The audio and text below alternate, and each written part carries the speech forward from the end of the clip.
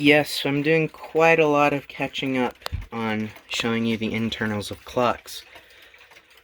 So here's now the Seth Thomas OG on the inside. Here's the face, which is a modern replacement that was installed by the clock shop before I purchased it. This is not my doing, so don't look at me.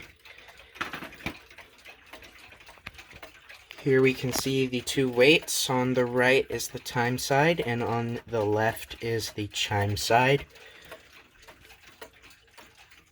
There's the count wheel.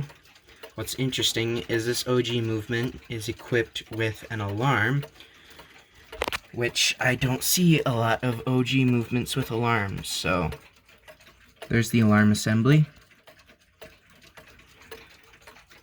The escapement is an anchor escapement or a recoil escapement, just like the New Haven I showed previously. You can tell it's a recoil and an anchor due to the shapes of the pallets. Right here is the pallet. There's another pallet there. If you don't know what the pallets are, well, that's what they are. And they interact with the escape gear to release energy in a more controlled fashion so that the clock actually keeps time in very specific amounts of energy. There's a whole bunch of science and math behind it. It's a bunch of different gear ratios and whatnot. However, that's the basic function. Without the pallets, the clock would just whir, and the minute hand and the hour hand would just go all around the face, and it would be complete chaos. Note the large fly.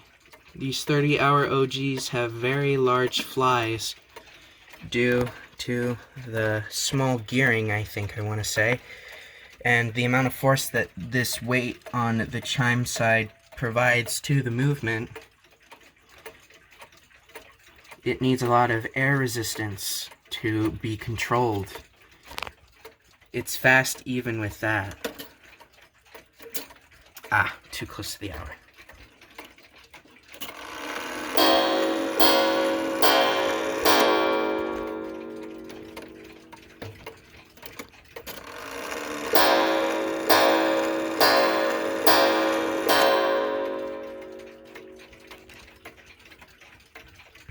I'll show you the alarm. It might be hard to see because the camera work isn't all that good, but there's a little shaft here where this guy rests. And once you turn the alarm dial, and that gap is coming up here, you should see it right there. This arm will fall into it and activate the alarm.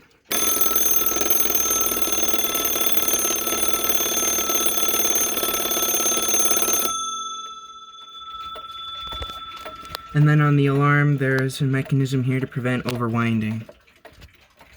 Something that I just discovered today while opening this up and trying to film, but failing previous times, is that this says Seth Thomas, Plymouth, Connecticut. Despite the fact that the label on the inside says Thomaston, this movement says Plymouth. Now, the significance of that is Plymouth Hollow is the name of the town before Seth Thomas passed away. So, it's interesting what's going on here. I don't know. But this movement, if I'm reading it right, was made before Seth Thomas died.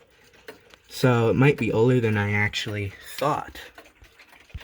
It's about time this got wound, so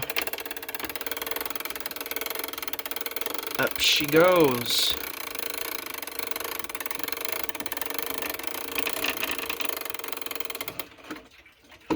Whoops, a little too high.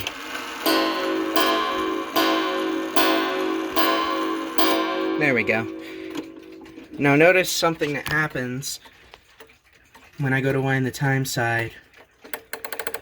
See, the escape gear goes backwards. That's because there's no force to drive the clock. There's no backup power or anything like that. Now it's ticking the correct way again as force is reapplied. That's a problem that a lot of old clocks have that aren't built to be precise. They don't have any maintaining power, is what it's called. So you lose a few seconds every time you wind it up. There's inventions that help counter that. Bolt and shutter maintaining power is just one example, but I'm not too educated on that, so you can do your own research if you would like.